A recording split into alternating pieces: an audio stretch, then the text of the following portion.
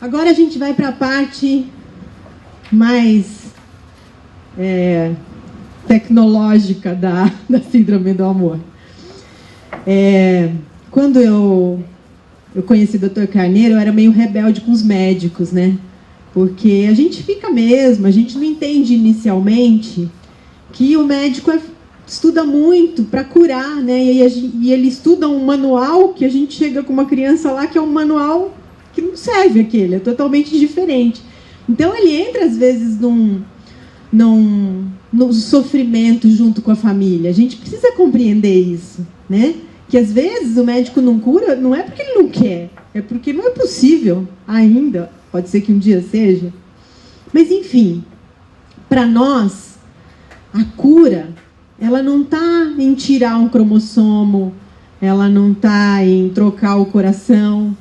Às vezes ela está na nossa forma de olhar para a mesma doença, né? E para a gente fazer isso, a gente precisa de suporte, não só de famílias como eu, que sou mãe, né, e que tem toda uma ligação emocional com a história, mas de profissionais que realmente sejam capacitados a fazer isso.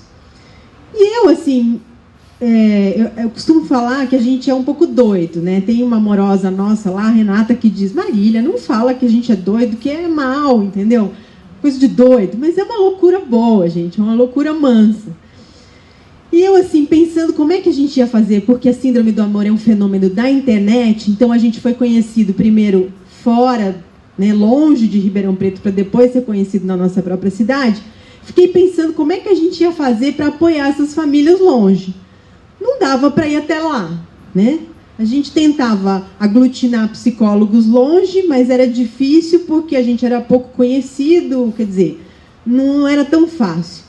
Até que um dia chegou uma doida nova na síndrome do amor, psicóloga, e a gente sentou e eu, né, fui com aquela conversinha e tal. Falei: olha, Noemi, é o seguinte, a gente já tem aí dezenas de famílias, né? Eu percebo que a ajuda assim, que a gente dá, que eu converso no MSN, no Skype, é legal, mas né, chega num ponto que eu não consigo fazer mais nada. Eu sou mãe, né?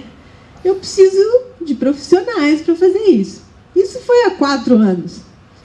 E aí ela falou: mas, Marília, peraí, o que você está querendo, assim? Eu posso disponibilizar alguns horários para atender as pessoas na clínica. Eu falei: então, também, né? Mas não é só isso, assim. Eu queria que você conversasse com essas pessoas, né? Assim, via internet. Ela, mas pelo MSN, pelo Skype? Eu falei: E ela ficou meio assim, né? Naquela época o Conselho de Psicologia estava começando a discutir, né? Mas mesmo assim, ela falou: olha, uma orientação, né? Tudo bem, a gente pode dar, e topou, e a gente começou esse trabalho que tem resultados muito impressionantes. Então eu queria, assim, aproveitar essa oportunidade para agradecer a coragem dos meus amorosos, que é como eu chamo os voluntários da Associação Síndrome do Amor, pela coragem que eles têm de seguir as loucuras da minha cabeça, que tá acabando dando certo. Acho que não tem nenhum psiquiatra aí para me levar de camisa de força. Mas, enfim, quem vai falar com a gente agora é a Noemi Lang, né? Ela é a coordenadora do grupo de psicólogos da Síndrome do Amor, a corajosa, né, que começou esse trabalho de orientação psicológica pela internet. Cadê o anjo do computador? Agora ele não apareceu, não. E ela vai falar um pouquinho para a gente da experiência dela.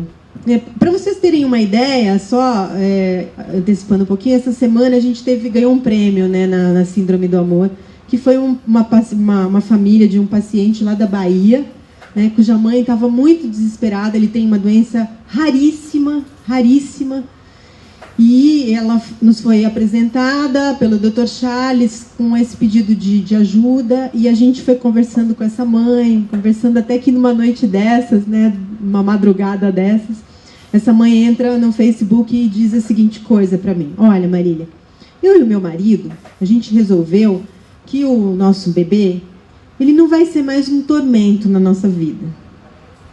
Ele precisa ir, às vezes, ao hospital e a gente vai encarar isso como se fosse uma hospedagem. Ele vai lá para se recuperar. A gente está fazendo algumas reformas na casa, porque agora tem home care, né? Tem pessoas circulando, então o espaço que a gente não tem, que a gente tinha, não é mais suficiente. Então a gente está adaptando a casa pro bebê. E eu queria te dizer, ela dizia, que eu voltei a ser feliz. E eu queria agradecer ao fato de ter voltado a ser feliz aos amorosos da Síndrome do Amor.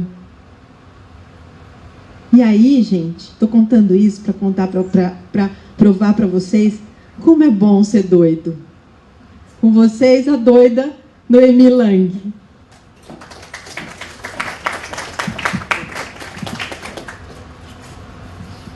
De médico e doido, todo mundo tem um pouco, não é assim? Eu que agradeço a oportunidade de estar compartilhando com vocês da experiência que eu estou tendo na associação e com as famílias. Agradeço também a todas as famílias. Elas, tendo oportunidade, vão nos escutar, nos ver, né? Então, eu agradeço desde a primeira mãe que conversou comigo pelo MSN, pelo Skype, até as atuais. Já tenho mais de 58 pacientes cadastrados no meu MSN. Nem todas eu pude dar continuidade ao apoio. Cada caso é um caso. Bom, eu gostaria então de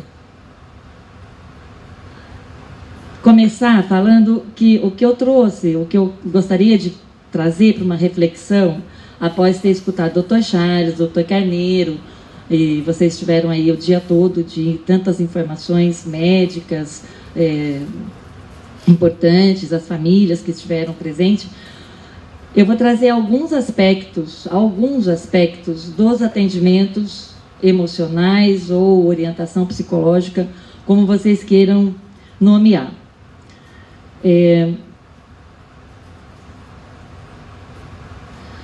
Para isso, eu gostaria que vocês partissem junto comigo de uma ideia inquestionável. Sem preconceito nenhum ou sem tentar provar nada, nós não podemos questionar o amor e o desejo de ter filhos. Todos aqui, né, quem não teve seus filhos, pretendem ter talvez, se não puderem ter, pensam em cuidar de alguém ou gostam de cuidar de alguém. Quem não cuida de ninguém também gosta de ser cuidado. Quem ama gosta de ser amado, não é assim? Então, eu gostaria que a gente partisse dessa ideia inquestionável. Faz parte do ser humano amar e ser amado. E aí, junto com a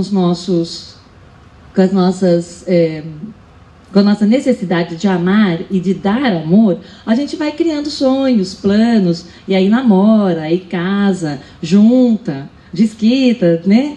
Casa de novo, e pega a criança para criar, aí tem criança, e aí a gente vai montando nossos sonhos e planos. Acredito que algumas pessoas já passaram pela infeliz experiência de ver um sonho sendo colocado água abaixo. Né? A gente cria um castelo, e aí eu fui criada numa família grande, com irmãos, com tios. Então você é criada para ser mãe de família, para ser hoje, né, um profissional, e às vezes esse sonho nem sempre pode se realizar. Então a gente tem que se deparar com as frustrações logo de começo de vida. São vamos dizer, acidentes, né, do amor, como é que dizia, como disse o Dr. Charles, o cromossomo X é um desespero da natureza. E os acidentes da vida nos faz, né, amadurecer. Tá? Bom, então, a realidade das famílias com a T18, com a trissomia 18, passa, obviamente, por aquilo que a gente estava falando antes. o amor e a vontade de ter filhos, os planos e os sonhos. E aí, de repente, a criança é diagnosticada com a síndrome. Na minha experiência clínica, eu estou tendo duas situações distintas. Uma é a vida. A criança nasce, a mãe e o pai desejam dar continuidade à gestação. E a outra, a criança nem chega a nascer, ou por aborto espontâneo, ou por uma opção dos pais, que eu também acho que eles têm o direito de fazer essa opção. Eu não vou questionar nunca a opção que um pai e uma mãe tenham nesse momento. Eu, profissionalmente falando, pessoalmente falando, não entra na discussão. Mas profissionalmente falando, eles têm todo o direito. Então, hoje, né, a Marília falou que eu sou coordenadora da equipe de psicólogos. Eu fui coordenadora durante 3 anos de mim mesma, porque a equipe era só eu. Hoje nós somos uma equipe de psicólogos com 5 profissionais. E aí é uma honra poder estar dividindo um pouco a experiência aí com os presentes e os que não são psicólogos. O mesmo prazer de dividir essa experiência. Falar então sobre vida e morte. O Dr. Carneiro falou que quem nasce tem o direito de morrer. E eu costumo dizer, eu tenho 15 anos de aula, eu dei aula nessa universidade aqui na UNAEP, durante 15 anos, e eu falava, gente, o Dr. Carneiro falou, então, quem nasce tem o direito de morrer, e eu sempre disse para os meus alunos, a vida tem o direito de viver. Certo? Não estou contradizendo o Dr. Carneiro, mas é outro ponto de vista da mesma questão. E só morre quem está vivo. Essa é uma outra verdade. Né? Bom, a vida, então, gera, né? A vida que eu digo, a experiência distinta das famílias é que a mãe tem a gestação e com o avanço dos exames, a criança é diagnosticada antes do nascimento, portadora das síndromes ou das más formações.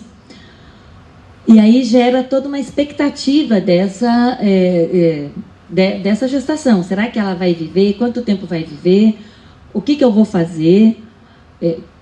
Qual vai ser o meu futuro? E aí todo sonho lá atrás que a gente fez começa a cair por terra.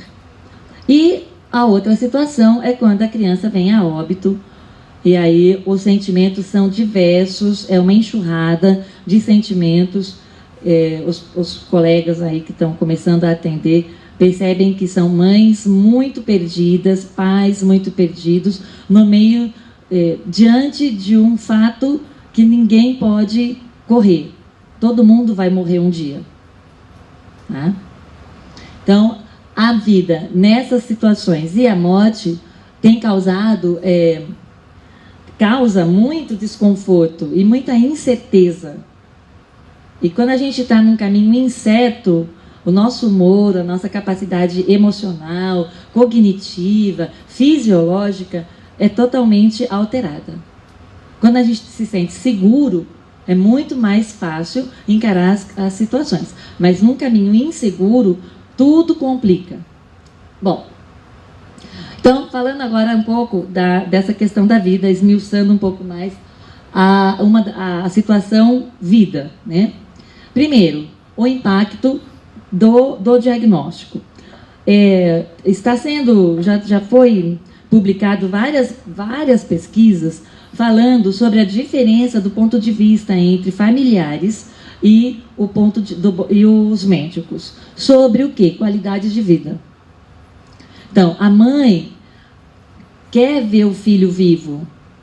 Não importa para ela se a criança está respirando com aparelho ou sem aparelho. Se a criança está abrindo os olhos ou fechando os olhos. Para ela, a criança está viva. E, do ponto de vista médico, a qualidade de vida é muito mais técnica. E aí começam os conflitos. Os conflitos e que vão gerar um vínculo entre os médicos e os pacientes bastante temeroso. a mãe passa a desconfiar do médico, o pai passa a desconfiar da equipe, e aí aumenta o conflito da família, da criança, de todos os envolvidos. Tá? Eu estou trazendo os aspectos do ponto de vista psicológico. Tá? Bom, então existe, isso é real em todas, não só a T18, não só com a trissomia do 18, mas essa luta diária entre as famílias e os hospitais, a equipe médica. Bom, onde é que entra o apoio psicológico, então? A princípio, era uma ideia de acompanhar a família nesses momentos de maior medo e saber lidar com o amanhã, será que amanhã a criança está viva ou não? E aí, aos poucos, eu fui percebendo uma das primeiras necessidades que eu particularmente comecei a pesquisar foi que o nosso papel de psicólogo é restaurar o vínculo da família com o médico. Essa é a primeira necessidade do ponto de vista psicológico.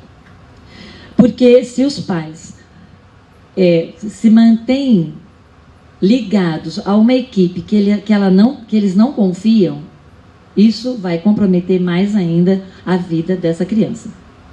Então, a psicologia, ou o nosso trabalho na Síndrome do Amor, tem sido feito muito sobre essa necessidade. Vamos reforçar ou refazer, recriar esse vínculo médico-família. Esse é o primeiro ponto que a gente precisa prestar muita atenção. E o apoio psicológico, evidentemente, para enfrentar a morte. E eu não digo isso apenas para as famílias, que nós estamos tendo a oportunidade de acompanhar e tentar ajudar. Nós, no Ocidente, não temos cultura para viver a morte.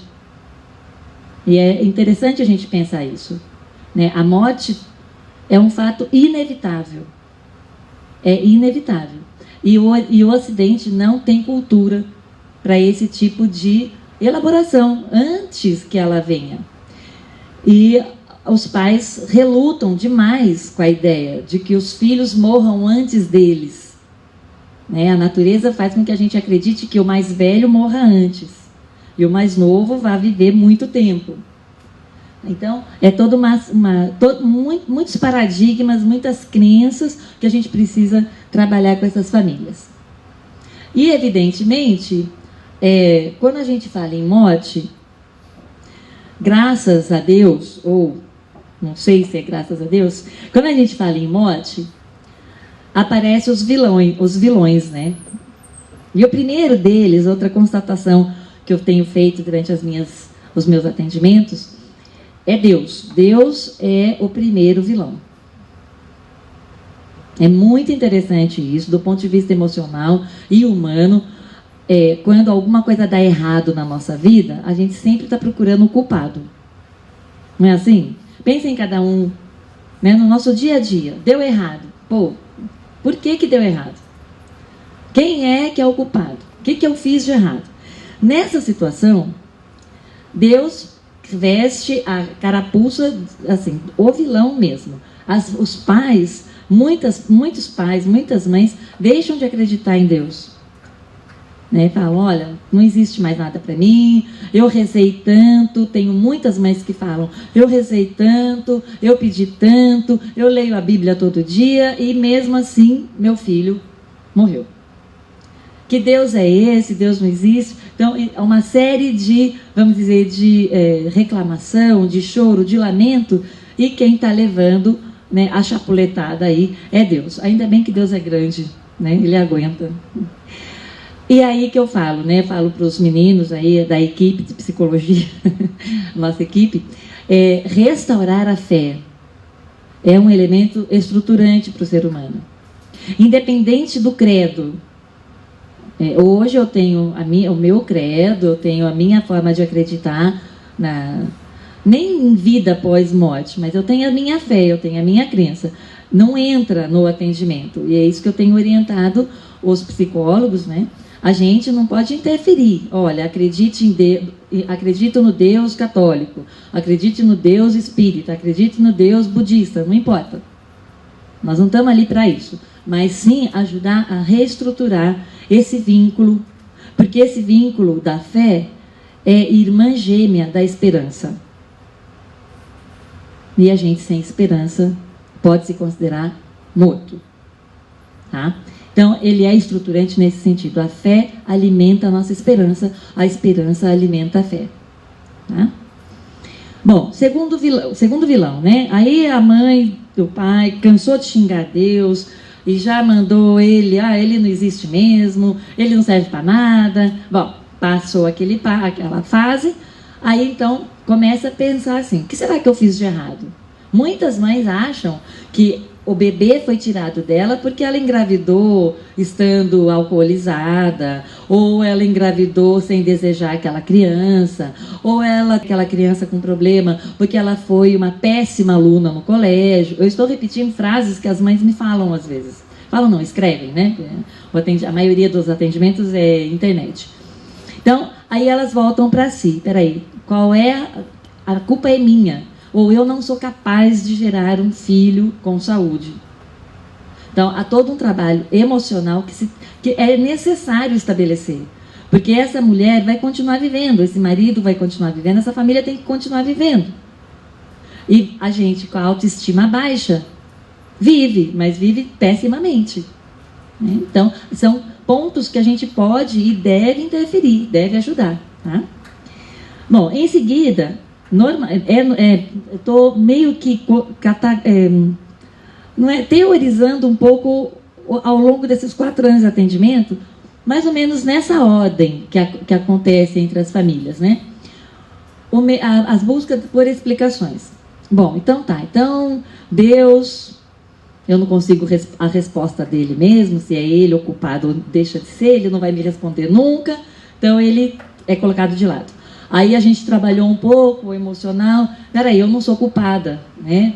O erro genético, eu não sou tão onipotente assim que na hora que eu estou transando com meu marido ou com meu namorado, eu falo para os meus genes, dividam certinho. Eu não tenho essa capacidade, alguém aqui tem? Então, eles vão percebendo isso. O erro é genético, não é um erro de intenção, de castigo, qualquer coisa assim. Aí, então, qual é a busca? A busca por explicações. Então, tá. Então, vamos tentar entender o que aconteceu. Algumas chegam em algumas explicações. Tipo, eu tinha mais de 40 anos. Porque... Aí, existe uma série de tentativas aí de explicações. Mas, na verdade, do ponto de vista psicológico, para mim, a explicação é uma forma de elaborar o luto. Eu saber explicar o meu problema é uma defesa humana. Olha, eu estou sofrendo hoje por causa disso, disso, disso. Quando a gente fala dessa forma, parece que o sofrimento fica mais inteligível. E essa é uma questão importante. Porque no sofrimento, gente, a gente perde o controle da situação, concordam? Né? Na situação de morte, eu não tenho controle nenhum sobre a vida do meu filho. Nem os médicos ainda têm, infelizmente. Então, essa sensação de perda de controle faz com que a gente entre em desespero. Então, aí quando eu consigo explicar a situação que eu não tive controle, parece que eu recupero um pouco certo controle. E isso é estruturante para o emocional do ser humano. Tá? Tentem aí, sempre que tiverem nas suas situações de desespero, de angústia, tentem raciocinar. Porque se a gente se deixa levar só pelo emocional, é problema. Então tenta raciocinar. Peraí, calma. Respira fundo, não é assim que a gente fala? Calma, respira fundo. Vamos ver os pontos desse problema. E aí você vai fechando e o problema não é que você resolveu. Nem sempre resolve. Mas talvez, como o Dr. Carneiro falou, a gente alivia o sofrimento. Tá? Necessidades humanas. Bom, daí em seguida, a maioria dessas mães são mães... Eu não atendi ainda nenhuma mãe mais velha de 45, 40 anos. São mães novas. E elas querem ter outros filhos.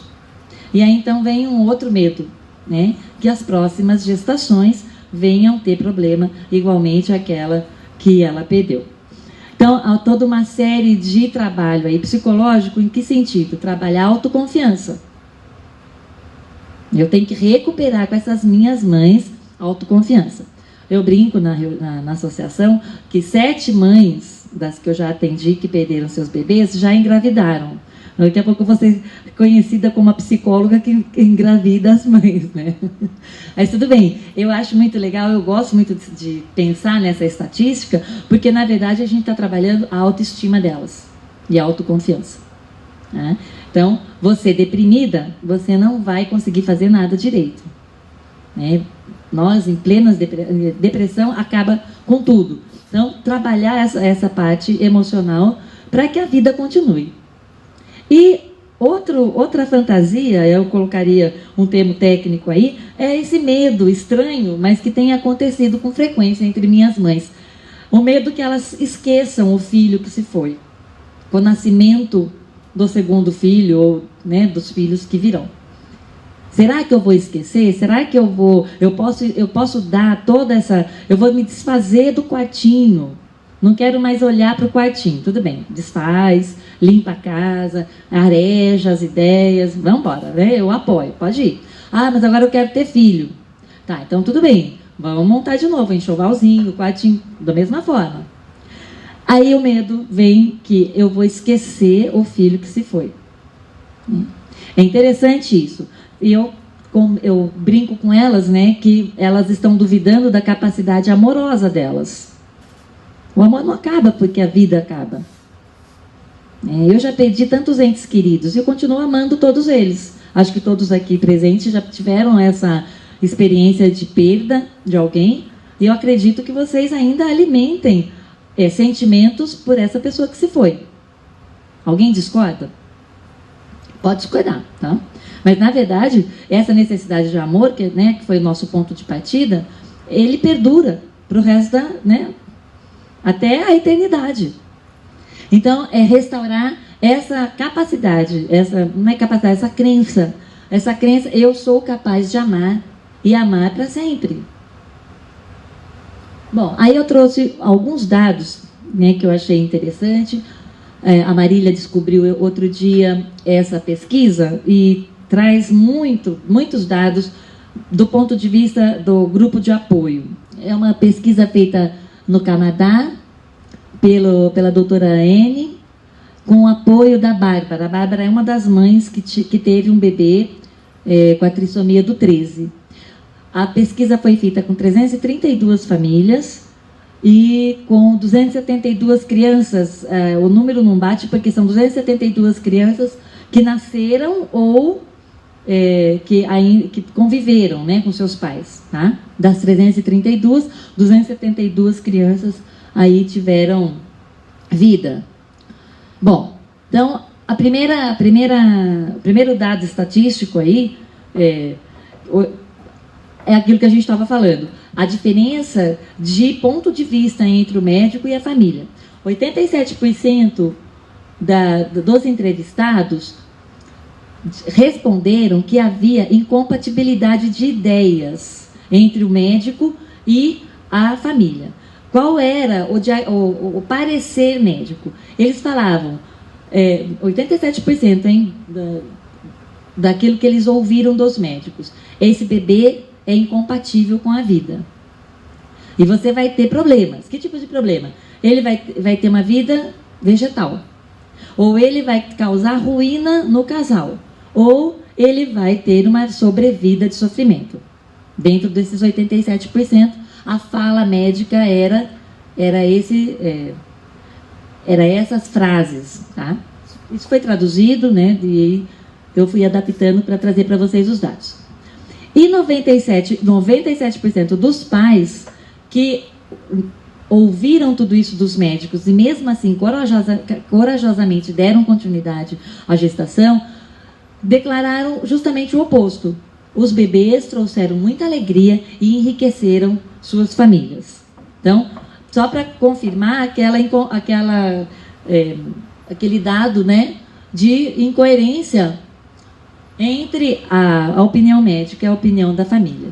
Como eu disse, a mãe quer ver o bebê vivo, não importa se com aparelho ou sem aparelho. Tá? Ela sorri, a criança sorri ou tem as respostas reflexas e para a mãe aquilo é um sorriso. E para mim é sorriso também. Tá? Bom, os grupos de apoio. Essa pesquisa daí foi feita também com um levantamento pela internet.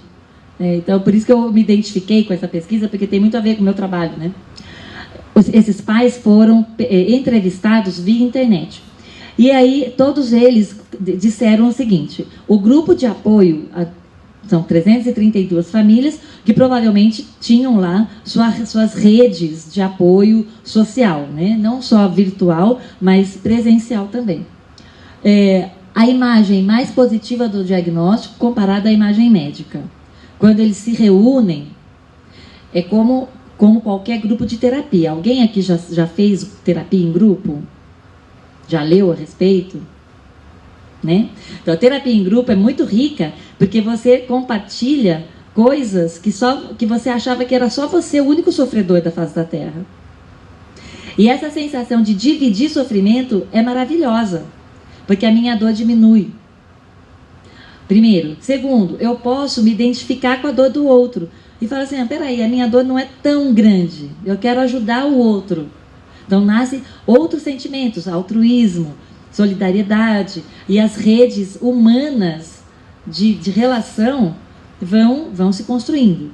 Então, como é que essa imagem fica mais positiva? Mágica? Não. Ah, meu filho hoje sorriu para mim. Aí a outra mãe vira e fala: como que ele sorriu? Ele estava lá na UTI e ele fez assim. Mas esse é sorriso? Mãe, por que não é? É sorriso. Aí, com certeza, essa mãe que nunca reparou no gesto facial, pode ser reflexo ou não, do seu bebê, vai começar a olhar para aquilo e interpretar como sorriso. E para a gente, né, o nosso psiquismo, ele é muito reflexo daquilo que o outro me mostra. Quando eu não acredito em mim, ou quando nós temos histórias de pessoas que não acreditam em si mesmo, vão pesquisar um pouco a vida passada deles, né, a infância, a adolescência. Provavelmente temos histórias aí de, não maus tratos físicos, mas pais que não apoiaram, ou pais que não acreditavam naquela criança. Quando a gente está descrente da gente mesmo, a primeira coisa que a gente fala é: nossa, como eu sou incompetente, incapaz, né? É uma sensação que nos debilita muito. Então, o grupo de apoio vem apoiar nesse sentido. Outras visões sobre o mesmo problema podem aliviar e modificar aí o diagnóstico comparado à imagem médica. Tá? E aí tem uma declaração da Bárbara, para ir terminando já, que ela coloca dessa forma, né? Os pais que aprenderam a aceitar e amar seus filhos com suas limitações enriqueceram a qualidade de suas vidas. Isso foi constatado em todos os grupos de apoio. E aí ela tem a esperança, ela termina, né, a pesquisa falando que ela tem a esperança que os médicos passem a acreditar e aprendam junto aos pais nas tomadas de decisões dos procedimentos médicos. Tá? Então a coisa está crescendo. Eu acho que a gente tem que abrir os olhos, sim, né, para síndromes aí,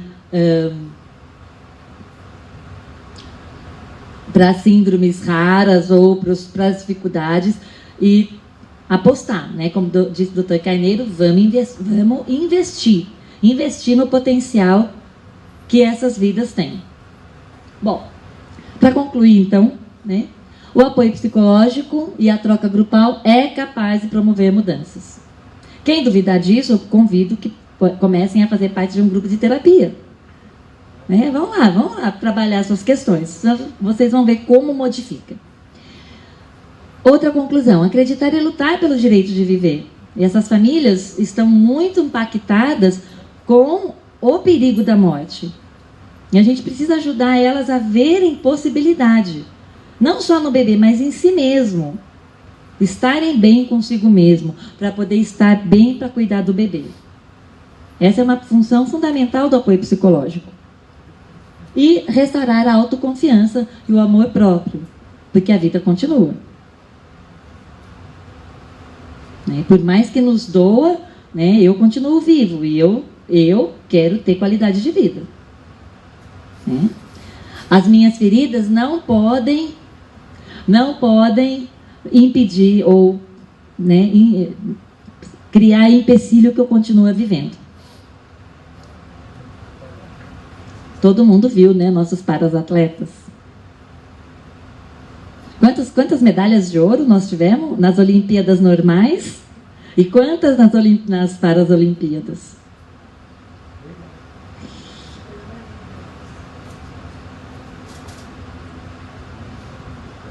É bem por aí, não é? É o que o Dr. Carneiro e o Dr. Charles falou. Há 10, 20 anos atrás, a síndrome de Down era temerosa. As crianças eram... Se vocês forem pegar o até mais antigo, né, o doente mental foi considerado durante séculos possuído pelo demônio. Que bom que nós evoluímos, né, e acreditamos no potencial humano. Certo? Seja ela qual for. E para terminar, trouxeram aí alguns grandes pensadores e eu fui assim capturada tem 2 semanas por essa. Nossa, é uma poetisa, né? Para quem não conhece, Cora Coralina. E essa frase me tocou demais. Eu acho que tem tudo a ver com o nosso encontro aqui. Desistir. Eu já pensei seriamente nisso, mas nunca me levei realmente a sério. É que tem mais chão nos meus olhos do que cansaço em minhas pernas. Mais esperança nos meus passos do que tristeza nos meus ombros. Mais estrada no meu coração do que medo na minha cabeça.